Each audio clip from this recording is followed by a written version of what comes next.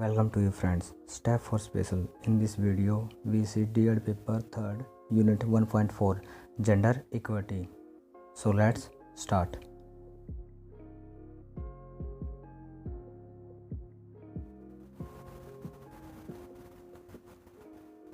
Unit 1.4, gender equality. Women education. Gender equity women education राष्ट्र एवं परिवार की धुरी के रूप में स्त्री को स्वीकार किया गया है।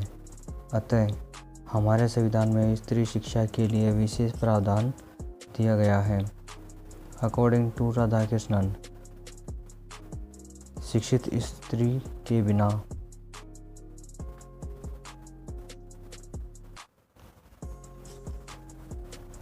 शिक्षित पुरुष हो ही नहीं सकता। अतः लिंग के समानता के लिए स्त्री शिक्षा अनिवार्य है।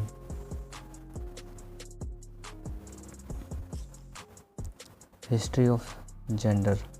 First, pre independent. स्वतंत्रता से पहले भारत में फीमेल एजुकेशन का इतिहास अंग्रेजों के शासन से ही माना जाता है। 1854 में ईस्ट इंडिया कंपनी द्वारा फीमेल को शिक्षा तथा नौकरी देने की बात कही गई थी। स्त्रियों की शिक्षा के क्षेत्र में बढ़ावा मिला, लेकिन यह शिक्षा केवल प्राइमरी एजुकेशन तक ही था और समाज उस वर्ग के लिए था जिसकी सामाजिक एवं आर्थिक स्थिति अच्छी थी।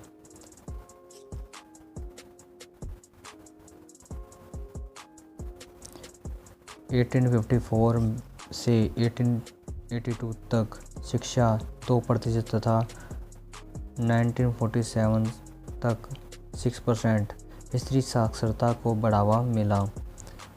इसमें दिया गया है कि भारत स्वतंत्रता से पहले ईस्ट इंडिया कंपनी जो अंग्रेज़ों का शासनकाल था, उसमें किस प्रकार से नारी शिक्षा के लिए बात कही गई थी और फिर वो जो शिक्षा थी वो सिर्फ जो आर्थिक रूप से और समाज के उच्च वर्ग के लोग थे उन्हीं तक सीमित थी और वो भी सिर्फ प्राइमरी लेवल तक, पहली से लेकर 5वीं तक की शिक्षा ही दी जाती थी। और ये जो शिक्षा थी ये 1882 तक 2% और आज़ादी तक 6% ही मापी गई थी। स्वतंत्रता के बाद. स्वतंत्रता प्राप्ति के बाद के कमीशन जैसे यूनिवर्सिटी कमीशन द्वारा एजुकेशन की क्वालिटी को बढ़ाने की बात कही गई और यह भी कहा गया कि वर्तमान समय में भारत स्त्री शिक्षा की स्थिति अच्छी नहीं है। यह बात गलत ही नहीं बल्कि विकलांगता की तरह है।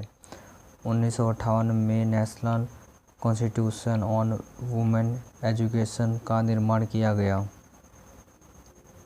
उसे मेल एंड फीमेल की एजुकेशन लेवल को एक समान लाने की बात कही गई।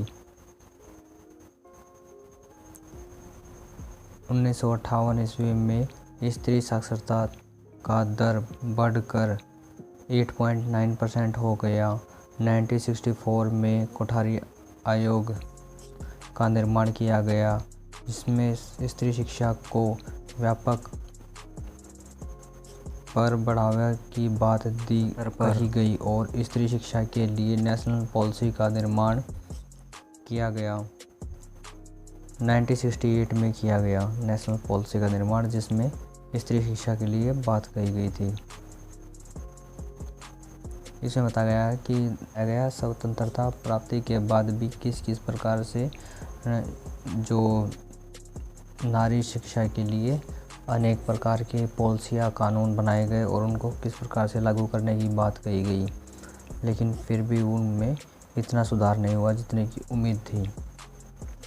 1964 में कोठारी आयोग आया था और फिर उससे पहले भी अनेक अमेंडमेंट हुए और कानून पास हुए जिसके लिए इसमें बात कही गई है।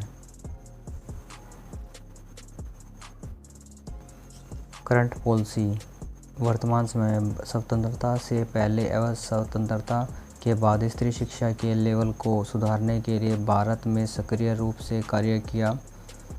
संविधान के 86वें अमेंडमेंट में 2002 के द्वारा स्त्री शिक्षा को बढ़ावा देने के लिए 6 से 14 वर्ष के सभी बच्चों के लिए शिक्षा को मौलिक अधिकार में शामिल कर दिया गया। इस एज ग्रुप के सभी बच्चों के लिए फ्री एवं अनिवार्य शिक्षा का प्रावधान कर दिया गया कि जो करंट शिक्षा प्रणाली है उसमें भी 6 से लेकर 14 वर्ष तक के सभी बच्चों के लिए शिक्षा का मौलिक अधिकार बना दिया गया और सबके लिए फ्री और अनिवार्य शिक्षा कर दी कि सबको फ्री में और ज़रूर पढ़ना है।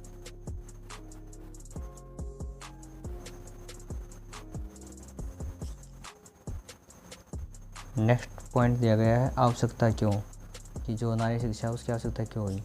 मानव अधिकारों की रक्षा के लिए, समाज में नारी के स्थान को सम्मानजनक बनाए रखने के लिए, भावी पीढ़ी का निर्माण करने के लिए, राष्ट्र के आर्थिक विकास के लिए, परिवार को सुचारू रूप से चलाने के लिए, कुशल नेतृत्व क्षमता के लिए, सभ्यता एवं संस्कृति की रक्षा के लिए, पर्यावरण संरक्षण के लिए, जनसंख्या नियंत्रण के लिए, समाज से भेदभाव खत्म करने हेतु, समाज में भावात्मक स्वयं की रक्षा करने में समर्थ बनाने हेतु, महिलाओं में आत्मविश्वास लाने के लिए। इसमें जो शिक्षा प्रणाली है उसका जो लागू किया गया उसके लिए क्या क्या बेनिफिट्स थे जिनको देखते हुए लागू किया गया, जिससे कि एक पर्यावरण की सुरक्षा हो सकती है कि लोग पढ़े लिखे होंगे तो पर्यावरण के बारे में सोच सकते हैं, जनसंख्या कंट्रोल हो जाएगी कि वो छोटे परिवार सूखे परिवार का जो थॉट दिया गया था उसके बारे में सोच सकेंगे। समाज की जो भावना है उसमें एकता की स्थापना हो सकेगी कि सब लोग पढ़ेंगे तो एकता के बारे में सोचेंगे कि इसमें किसी का लॉस नहीं है और किसी का बेनिफिट नहीं है, इस तरीके से विचार सोच सकेंगे। समय की रक्षा कर सकेंगे, अगर कोई किसी का शोषण कर रहा है तो अगर कोई पढ़ा लिखा होगा उसके अकॉर्डिंग वो शिकायत वगैरह कर सकता है, उसकी कानून की सहायता ले सकता है। महिलाओं में आत्मविश्वास बढ़ाने के लिए अगर लेडीज़ पढ़ी लिखी होगी तो वो जॉब करेगी और जॉब करने के बाद जो फाइनेंशियली कंडीशन है उसकी वो सुधर जाएगी तो उसके अंदर जो क्या है आत्मविश्वास की वृद्धि हो जाएगी।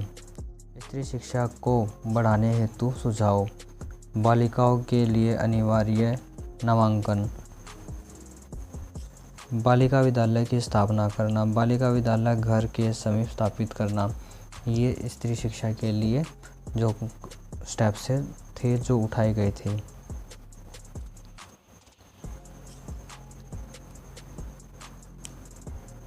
नेक्स्ट है छात्रवृत्ति का प्रावधान, आवासीय विद्यालय बनाना, बालिकाओं के लिए व्यावसायिक विद्यालय की स्थापना को सीधे केंद्रों